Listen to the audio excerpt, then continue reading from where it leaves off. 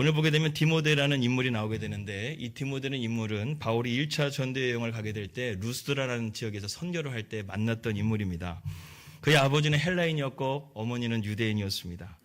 바울이 복음을 전하게 될 때 그의 가정이 복음을 듣고 변화가 돼서 예수님을 따르게 되었습니다. 그리고 바울이 전도 여행을 가는 곳마다 디모데가 이렇게 함께하게 되는데, 바울이 2차 전도 여행을 가게 될 때 에베소라는 지역에 있으면서 2년이라는 시간 동안에 바울이 그곳에서 교회를 세우고 또 신학교를 세웁니다. 여러분 들어보셨습니까? 두란노 서원이라는 거 들어보셨나요?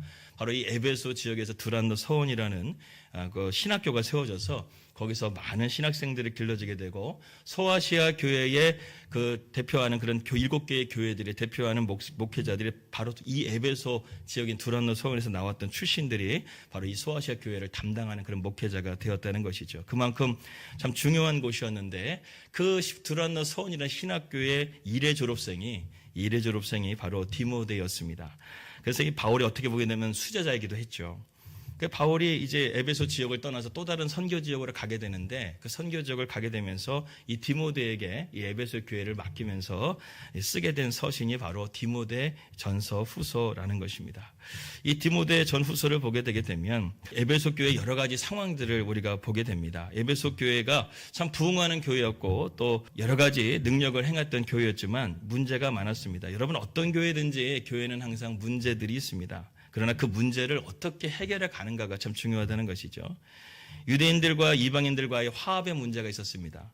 또 한 가지는 영적 미성숙으로 인한 세상의 가르침과 하나님의 가르침이 충돌하게 됩니다. 그리고 세 번째는 영적 전쟁에 대한 이해가 부족해가지고 이러한 전쟁을 잘 이겨내지 못하는 성도들이 있었습니다.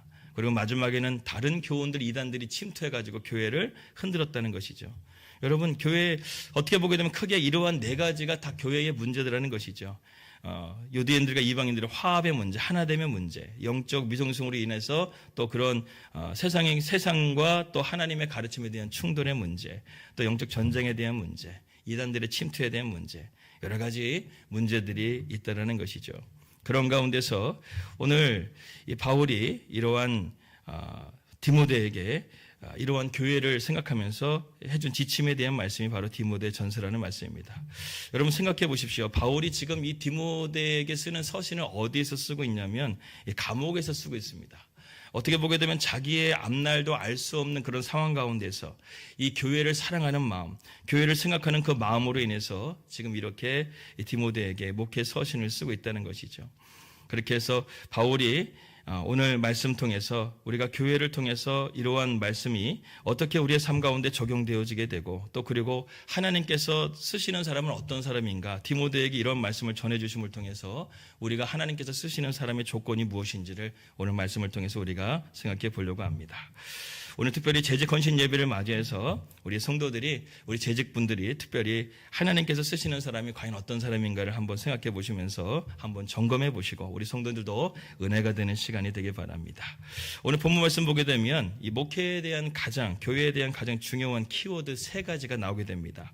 하나는 충성이고, 두 번째는 말씀이고, 세 번째는 은혜입니다. 차근차근 하나씩 한번 살펴보도록 하겠습니다. 먼저 목회의 가장 중요한 키워드는 충성입니다. 이 충성이라는 단어는 히브리어 아만이라는 단어를 쓰고 있고 또 헬라어로는 피스토스라는 단어를 쓰고 있습니다. 이 똑같은 의미를 가지고 있는데 이 아만과 피스토스의 의미는 신실함과 진실함입니다. 우리 복음성가 보게 되면 신실하게, 진실하게, 거룩하게 살게 하옵소서라는 말씀이 뭐냐면 다시 말해 충성되게 살게 해달라, 이 말과 해도 크게 다르지가 않습니다. 충성은 하나님에 대한 확고한 신뢰와 변치 않는 신실함을 가지고 나가는 것이 바로 충성이라는 것이죠. 그래서 어려움 속에서도 하나님의 뜻을 이루어가는 강력한 힘이 바로 충성이라는 것입니다. 그래서 구약에 보게 되게 되면 이 충성에 대한 의미를 이렇게 설명을 합니다. 여러분 솔로몬 아시죠?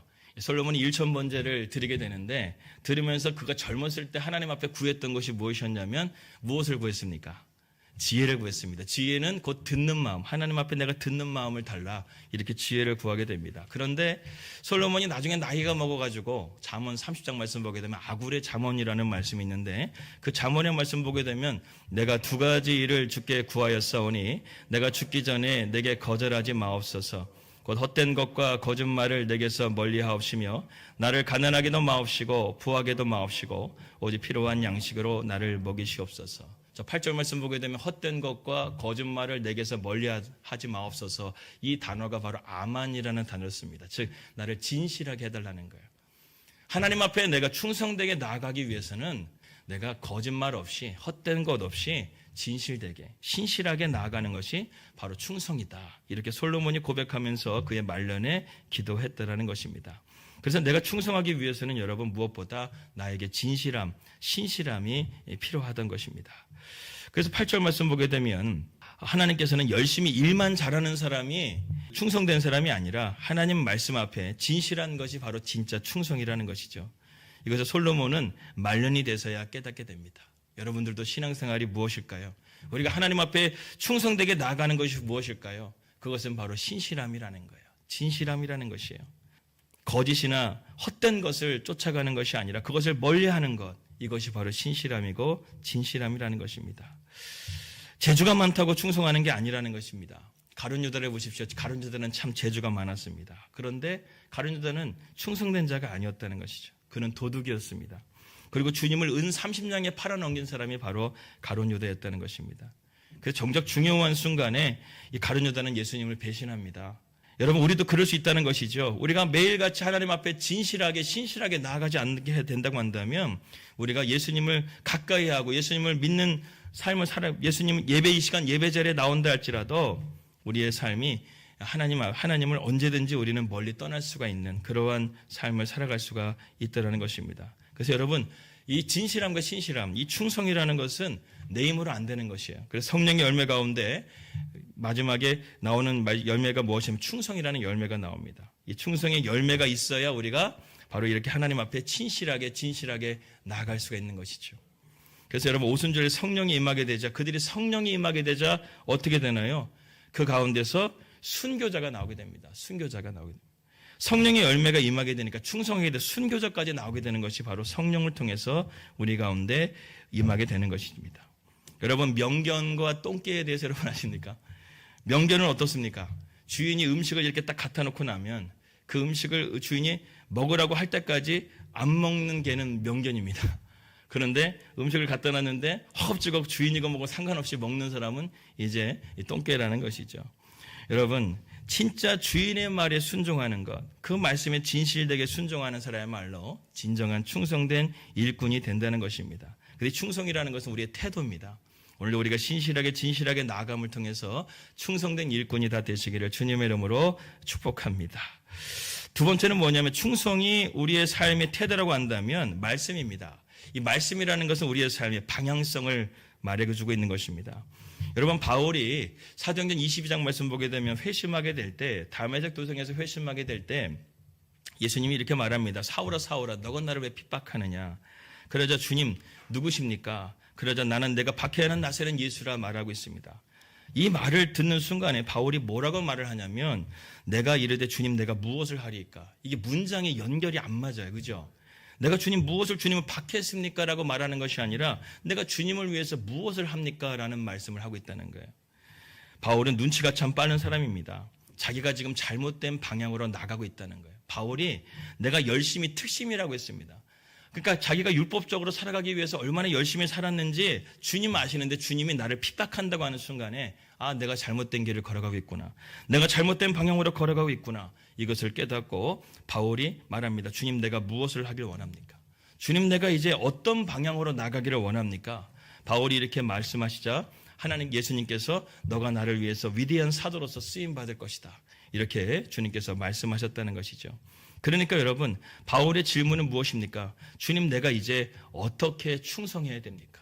내가 어떻게 진실하게 하나님 앞에 나가야 됩니까? 그러자 이 바울은 하나님의 말씀을 통해서 그의 방향을 잡아주시고 있는 것을 우리는 보게 된다는 것입니다. 여러분, 여기서 중요한 것은요, 방향에 대한 영감을 우리가 어디에서 얻는가가 참 중요하다는 것입니다. 우리의 삶의 진정한 방향이 되시는 분은 바로 예수 그리스도밖에 없음을 믿으시기 바랍니다. 오직 예수님은 진리이시고 예수만이 우리의 길을 아시고 구원의 길이고 생명의 길이고 영생의 길이신 것을 우리가 알고 그 주님 앞에 우리의 삶을 온전하게 맡겨드리는 것이 필요합니다. 여러분, 좋은 병원의 가장 중요한 조건은 무엇일까요? 홍성에서 가장 좋은 병원은 어디입니까, 여러분? 홍성의료원. 그렇죠, 홍성의료원이죠. 예.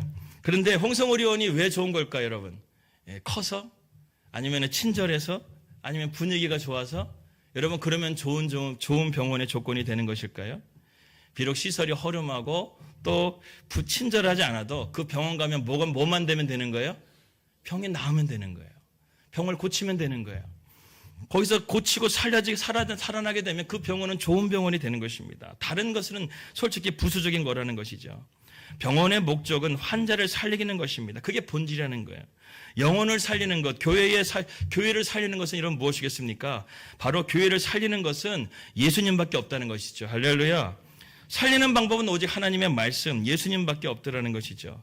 어저께 유튜브 하나 영상을 보다가 제가 놀란 걸 하나 봤어요. 여러분, 1984년도에까지 나왔던 드라마 중에, 여러분, 84년도 얘기 나오니까, 보통 사람들이란 드라마 여러분 아십니까?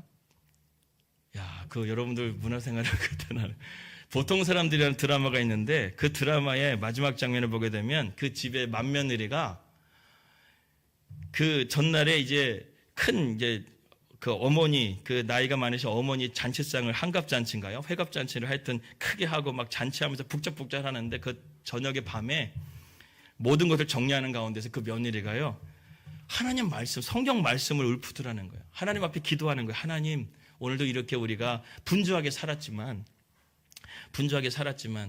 그래도 저는 주님과 함께 동행했습니다. 그러면서 요한복음 1장 1절부터 7절까지 한 말씀을 MBC 방송인데 MBC 방송에서 그대로 그냥 그 여인이 하나님 말씀을 읽어요. 야, 저는 이 말씀 보면서 우리가 1970년대 80년대에 정말 기독교의 이 엄청난 영향력이 정말 대단했구나. 이러면은 여러분, 방송에서 하나님이라는 말도 못 쓰게 합니다. 예수님이라는 말도 못 쓰게, 종교적인 언어 자체를 못 쓰게 합니다. 그런데요, 옛날에 TV를 보게 되니까 그 며느리가요, 요한복음 1장 1절부터 7절까지의 말씀을 그대로 읽어요. 그러면서 하나님 감사합니다. 감사기도로 그 드라마가 마쳐요. 그리고 그 여인이 마지막에 새벽 기도 가려고 성경책 들고 나가면서 그 엔딩이 끝나버리는 거예요. 여러분, 한때는 우리가 정말 기독교가 이렇게 영향력 있고 엄청난 그러한 선한 영향을 미치는 교회가 되었지만 오늘날 보세요. 교회의 그런 어떤 영향력이 정말 바닥을 치고 있는 세상 가운데 우리 살아가고 있습니다. 왜? 교회가요, 다른 것에 신경 썼기 때문에 그래요. 분위기 좋으면 된다. 아니면은 친절하면 된다. 프로그램 하면 된다. 이런 것들 가운데 우리가 마음을 쓰다 보니까 교회의 진정한 목적인 영혼을 살리는 그 목적에 대해서 잃어버리게 되니까 교회가 오늘날 이러한 영향력이 점점 사라지는 것이 아닌가 생각이 됩니다. 여러분, 하나님의 말씀 외에는, 이 본질 외에는 우리를 고칠 수 있는 방법이 없습니다. 말씀이 우리를 살리는 길이고 예수님이 우리의 진정한 삶에 우리의 삶을 이끌어 가시는 살리는 하나님이신 것을 여러분 믿으시기 바랍니다. 오늘 4절과 5절 말씀 한번 다 같이 한번 읽겠습니다. 본문 4절과 5절입니다. 시작. 신하와 끝없는 족보에 몰두하지 말게 하려 함이라. 이런 것은 믿음 안에 있는 하나님의 경륜을 이름보다 도리어 변론을 내는 것이라. 이 교훈의 목적은 청결한 마음과 선한 양심과 거짓이 없는 믿음에서 나오는 사랑이건. 여러분, 신화라는 것은 무엇일까? 신화. 이 신화는 그리스에서 나온 것입니다. 즉 한마디로 말해서 이 제우스라는 신을 하나 딱 놨어요. 그런데 이 신을 설명하기 위해서 여러 가지 부수적인 이야기들을 덧붙이는 것이 신화입니다. 그러니까 인간이 이 신이라는 이름을 만들었는데 그 신을 설명하기 위해서 스토리를 만들어낸 것이 바로 신화라는 것이죠. 그렇다고 한다면 여기 보기에는 또 끝없는 족보는 무엇일까? 유대인들 보십시오. 족보를 자랑합니다. 우리는 나는 몇 대 손에 이러한 족보를 자랑합니다. 그렇게 하면서 늘 족보 탓을 하게 되는, 정말 여기서도 마찬가지로 신화나 끝없는 것이 결국 하나님의 본질과는 멀어져 있는 그런 상황들을 설명하고 있다는 것이죠. 어떤 분들은 지금 이런 분들도 봤어요. 신앙의 5대의 그런 신앙의 믿음의 집안이라는 것을 강조하시는 분들을 제가 봤습니다. 그런데요, 자꾸 그것을 듣다 보니까 그것이 하나님 앞에 은혜가 아니라 자기의 자랑거리가 되는 것 같은 느낌을 받을 때가 있어요. 5대까지, 나 5대의 가문 가운데 있는 그러한 우리 집안이야. 여러분, 그것이 여러분 자랑할 일입니까? 저는 감사할 일이지 그것이 자랑할 일이라는 생각이 들지 않습니다. 무조건 우리가 하나님 앞에 그것이 그러한 가정을 주신 것에 대해서 감사하고 하나님의 은혜 앞에 더욱더 겸손해야 될 것이지 그것을 우리가 자랑할 것은 아니라는 생각이 듭니다. 여러분, 신하와 족보는 오늘 바울이 뭐라고 말하는데 그것은 변론을 낸다는 거예요. 변론이라는 것은 무엇입니까? 그것은 세상의 방향으로 인간적인 말로 내가 나가게 된다는 것입니다. 그러나 말씀은 우리를 어디로 향하게 한다는 거예요? 믿음으로 향하게 한다는 것입니다. 오늘날 교회를 보게 되면 여러분 변론이 많습니까? 아니면은 믿음이 많습니까? 오늘날 보게 되면 저는요, 교회는 변론이 많습니다. 그러니까 교회가 시끄러운 거예요. 논쟁거리들을 달고 삽니다. 그것은 여러분 바른 신앙이 아니라는 것이죠. 믿음의 방향으로 나아가야 되는 것입니다. 그러기 위해서는 우리가 하나님 말씀을 더욱더 붙들고 말씀 가운데 나가야 된다는 것이죠. 오늘 바울이 디모데에게 하는 말이 뭐냐면 신하라든가 끝없는 족보라든가 이런 것들보다 그냥 말씀에 순종하라는 거예요. 네 생각과 네 뜻을 내려놓고 하나님 말씀에 그대로 순종하라는 거예요. 여러분, 충성된 일꾼의 가장 큰 특징은 하나님 말씀 있는 그대로 순종하는 자인 줄 믿습니다. 말씀에 순종하게 되게 되면 우리 안에 여러 가지 역사들이 나타나게 되는데, 정말 이 시간 가운데 여러분들에게 말씀이 들어가게 되게 되면 첫 번째로는 여러분들 가운데 내 마음의 근심이 줄어들게 되고 평안함과 미래에 대한 소망이 생긴다고 한다면 지금 이 시간 가운데 하나님의 말씀이 여러분들 가운데 들어가고 있는 거예요. 또 죄에 대한 민감성이 생깁니다. 성경 말씀 가운데서 내가 이제는 어둠 가운데 있었다는 것을 깨닫고 빛 가운데로 내가 나아가게 되겠다. 회개하려고 하는 마음이 내 마음 가운데 생긴다고 한다면 지금 하나님의 말씀이 하나님 말씀이 여러분들의 영혼을 지금 만지시고 있는 거예요. 또 하나님의 친밀감이 있습니다. 말씀을 통해서 하나님에 대해서 내가 알게 되고 그분께 기도하고 또 그분의 뜻을 알고 싶어하는 그런 열망이 생긴다고 한다면 이 시간에도 하나님 말씀이 여러분들 가운데 살아 역사하는 줄 믿습니다. 그래서 히브리서 말씀 보게 되면 하나님의 말씀은 살아있고 운동력이 있어 좌위 어떤 날성검보다도 예리하다고 말씀하고 있다는 것이죠. 오늘 5절 말씀 보게 되면 5절 말씀 한번 띄워주실까요? 예, 다시 한번 읽겠습니다. 시작. 이 교훈의 목적은 청결한 마음과 선한 양심과 거짓이 없는 믿음에서 나오는 사랑이다. 바울이요, 우리가 바른 교훈을 얻게 되게 되면 우리의 마음 가운데 청결한 마음과 또 선한 양심과 거짓이 없는 믿음으로 우리가 나가게 된다라고 말씀하고 있습니다. 청결한 마음이 왜 필요한 것일까요? 팔복 중에 마음이 청결한 자는 뭐라고 말씀하고 있죠? 하나님을 보게 된다는 거예요. 마음이 청결한 자는 하나님을 볼 수 있다는 것입니다. 우리가 이 시간 가운데 죄인된 모습을 가지고 나가게 되게 되면 하나님 앞에 나가게 되면 우리는 어떻게 될까? 우리는 바로 죽어요. 우리가 청결한 마음과 정결한 마음, 예수의 보혈로 씻김받지 않는 마음으로 나가게 되면 우리는 죽습니다. 그러나 우리가 예수의 보혈로 깨끗하게 씻김받고 정결한 마음으로 나가게 되게 되면 우리는 하나님을 보게 된다는 것이죠. 여러분, 하나님이 원하시는 우리의 삶의 조건은 바로 깨끗한 마음입니다. 그래서 디모데전서 2장 20절 21절 말씀 보게 되면 큰 집에는 금그릇과 은그릇뿐만 아니라 나무그릇과 질그릇이 있어 귀하게 쓰는 것도 있고 천하게 쓰는 것도 있나니 그러므로 누구든지 이런 것에서 자기를 깨끗하게 하면 귀히 쓰는 그릇이 된다. 여기 말씀 보게 되면 금그릇으로 금그릇을 쓰신다는 게 아니에요. 어떤 그릇을 하나님께서 쓰신다는 거예요? 깨끗한 그릇, 청결한 그릇을 하나님 쓰신다는 거예요. 그렇기 때문에 여러분, 이 시간 가운데 우리가 하나님 말씀을 통해서 깨끗하게 정결하게 되는 그러한 시간이 되기를 주님의 이름으로 기도합니다. 여러분, 다윗도 마찬가지입니다. 시편 51편 말씀 보게 되면 그가 밧세바를 범하는 죄를 짓게 되었을 때 그가 하나님 앞에 자기의 공로나 자기의 의를 내세우지 않았습니다. 그냥 엎드렸어요. 하나님 앞에. 주님의 보혈을 필요합니다. 나를 우슬초로 정결하게 하여 주시옵소서. 나를 정결한 마음을 내 안에 창조하여 주시옵소서. 주님의 보혈, 주님밖에는 나를 정결하게 하실 분이 없다라는 거예요. 그래서 이 시간 가운데 우리 마음 가운데 먼저 한번 점검해 보시기 바랍니다. 주님, 내 마음 가운데 정결한 마음이 있습니까? 그것이 없다고 한다면 오직 우리가 붙들고 나가야 될 분은 예수 그리스도밖에 없음을 믿으시기 바랍니다. 그 다음에 두 번째는 우리가 말씀 앞에 나가게 될 때 어떻게 되는 것인가? 선한 양심이 생긴다는 거예요. 여러분, 양심이라는 것은 하나님의 형상에서 우리가 찾아야 됩니다. 죄로 인해서 우리의 신분은 이미 파괴되었기 때문에 우리는 하나님 앞에 멀어지게 됐지만 하나님께서 우리에게 남겨준 장치가 하나 있어요. 그것이 바로 양심이라는 장치입니다. 양심을 심으셨다는 거예요. 그래서 이 선한 양심이 무엇이냐면 구약에서 보게 되니까요, 이 선한 양심을 이렇게 표현하더라고요. 하나님의 영광으로 표현하고 있습니다. 출애굽기 33장 19절 말씀 보게 되면 그 말씀 속에서 이 모세가요, 감히 하나님 앞에 내게 하나님의 영광을 보여달라고 하나님 앞에 기도합니다. 그랬더니 하나님께서 영광을 보여주시지 않고 그 앞에 하나님의 선한 것들을 먼저 보여주시고 그 다음에 하나님의 영광 가운데 나가 있다는 것이죠. 다시 말해서 하나님의 은혜를 받는 것, 하나님의 선한 것이 바로 영광이라는 것입니다. 그래서 그래서 그 말씀 가운데 하나님께서 은혜를 베풀어 주시고 긍휼을 베풀어 주시는 것이 하나님의 영광이라고 말씀하고 있다는 것이죠. 그래서 오늘 14절, 그래서 오늘 말씀 보게 되게 되면 믿음의 최대의 그래서 오늘 하나님의 영광이 바로 하나님의 선한 양심이다. 그래서 우리가 날마다 하나님의 영광을 바라보게 되며 하나님의 은혜와 긍휼을 입고 나아가는 것이 필요하다는 것입니다. 그 다음에 세 번째는 무엇이냐면 거짓이 없는 믿음입니다. 거짓이 없는 믿음. 믿음의 최대의 적은 거짓이라는 것입니다. 여러분, 거짓은요, 우리의 믿음을 흔들기 때문에 거짓은 위험합니다. 거짓의 원래 의미가 여러분 가면이란 뜻입니다. 가면. 포커페이스, 가면입니다. 위선입니다. 연기하는 믿음을 바울이 지금 오늘 디모데에게 가지지 말라는 거예요. 너 목회하면서 연기하지 마라. 너 하나님의 일을 하면서 연기하지 마라.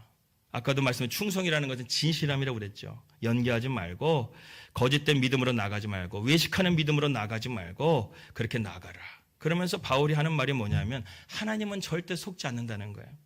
여러분, 사람은 속을 수 있습니다. 이 시간 우리가 예배를 나오게 되고 또 옷을 이렇게 멋있게 입고 또 잘 입고 와가지고 예배를 드리지만 그러나 하나님은 그러한 겉모습에 속지 않는다는 거예요. 하나님은 우리의 겉과 속이 일치하기를 원하십니다. 이 시간 우리가 하나님 앞에 온 마음과 정성과 힘을 다해 하나님을 예배하는 그런 예배를 하나님 기쁘게 받으시기를 원하신다는 것이죠. 그래서 여러분, 믿음이라는 것은 내가 정하는 게 아닙니다. 내가 예배 나왔다고 해서 내가 믿음 있는 게 아니라 내가 하나님 앞에 물질을 드린다고 내가 믿음 있는 게 아니라 믿음은 내가 정하는 것이 아니라 믿음은 하나님이 정하시는 것입니다.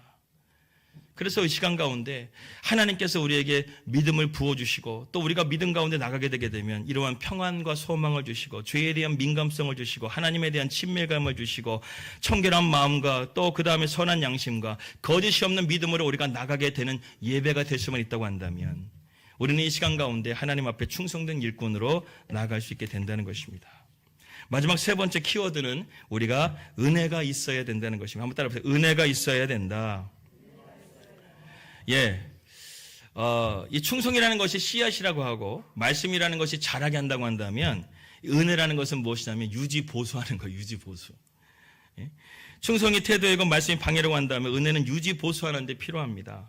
여러분, 작심삼일이라는 말이 있죠. 그만큼 결단하고 유지하는 것이 여러분 참 쉽지는 않습니다. 직분을 맡다 보게 되면 참 지칠 때가 있습니다.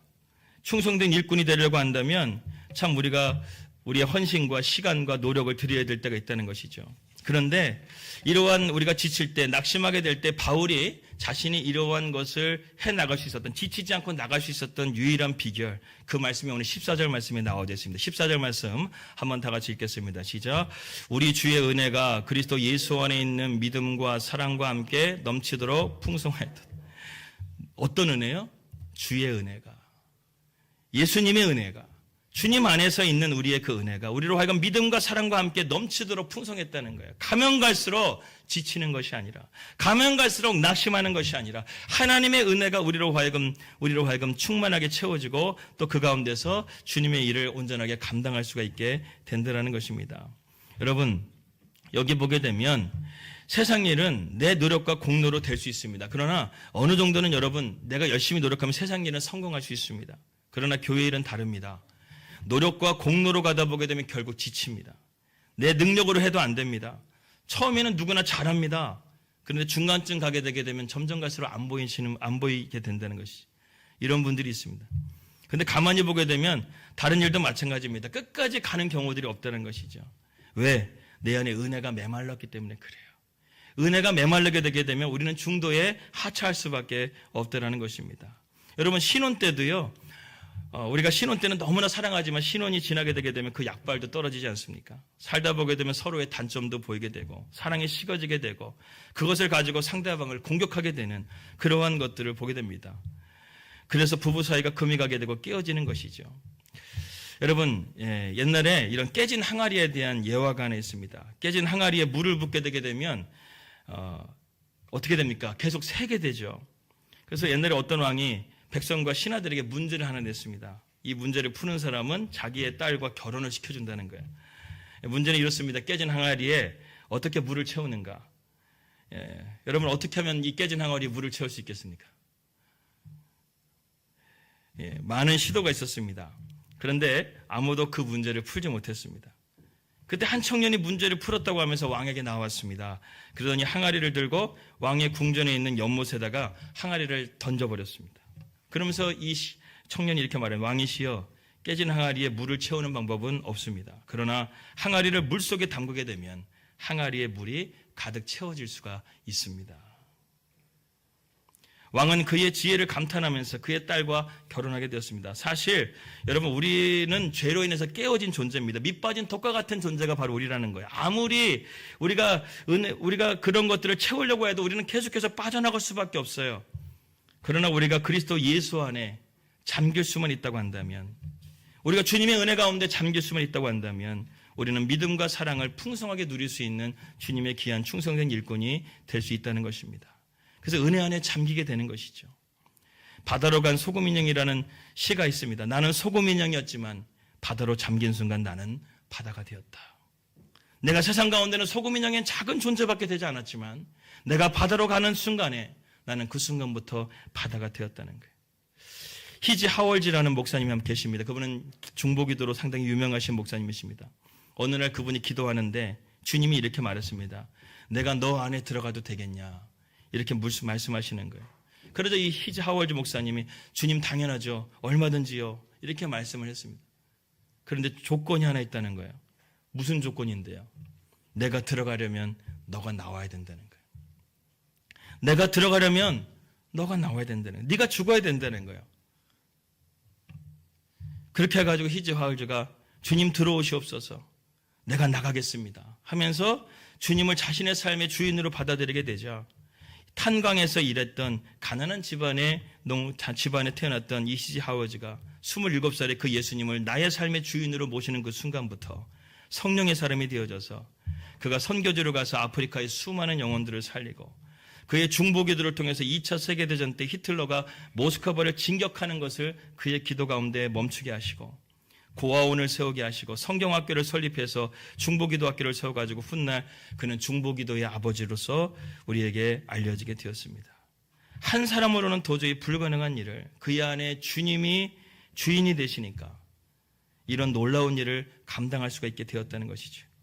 여러분, 우리도 마찬가지입니다. 충성은 하나님의 은혜 없이는 불가능한 것입니다. 내 노력과 공로로는 지치고 멈출 수밖에 없습니다. 그러나 은혜가 있으면 우리는 갈 수 있다는 것이죠. 은혜 가운데 잠기면 우리는 변화될 수가 있다는 것입니다. 그래서 고린도전서 15장 10절 말씀 우리 한번 다 같이 읽겠습니다. 고린도전서 15장 10절. 고린도전서 15장 10절 읽겠습니다. 시작. 그러나 내가 나된 것은 하나님의 은혜로 된 것이니 내게 주신 그의 은혜가 헛되지 아니하여 내가 모든 사도보다 더 많이 수고하였으나 내가 한 것이 아니요 오직 나와 함께 하신 하나님의 은혜로라. 아멘. 그 다음에 바울이 그의 마지막 서신인 디모데후서 4장 22절에서 이렇게 그의 마지막 유언을 남기고 있습니다. 4장 22절 시작. 나는 주께서 내 심령에 함께 계시기를 바라노니 은혜가 너희와 함께 있을지어다. 바울의 삶 가운데는요, 항상 무엇이 빠지지 않아요? 은혜가 빠지지 않아요.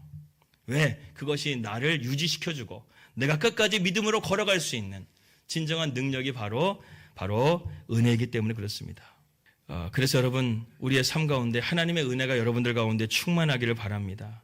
은혜와 함께 거하게 될 때 우리는 그 믿음의 길을 끝까지 걸어갈 수가 있는 것입니다. 말씀을 정리해 보겠습니다. 충성은 하나님께 드리는 우리의 헌신입니다. 신실하게 진실하게 나아가시기 바랍니다. 그리고 말씀은 우리의 헌신과 열정을 쏟아부어야 하는 방향과 기준입니다. 늘 하나님 말씀을 가까이 하시기 바랍니다. 그리고 그것을 끝까지 이룰 수 있는 유일한 길은 바로 내가 주님 안에 은혜 안에 거하는 것입니다. 여러분, 이것을 잊지 마시고 우리 사랑하는 재직 여러분들, 올 한 해도 너무나 수고 많으셨습니다. 앞으로 더욱더 이러한 주님 안에서 우리가 충성된 일꾼을 통해서 주님 앞에 칭찬받는 그런 주님의 귀한 일꾼들이 되시기를 주님의 이름으로 축원합니다.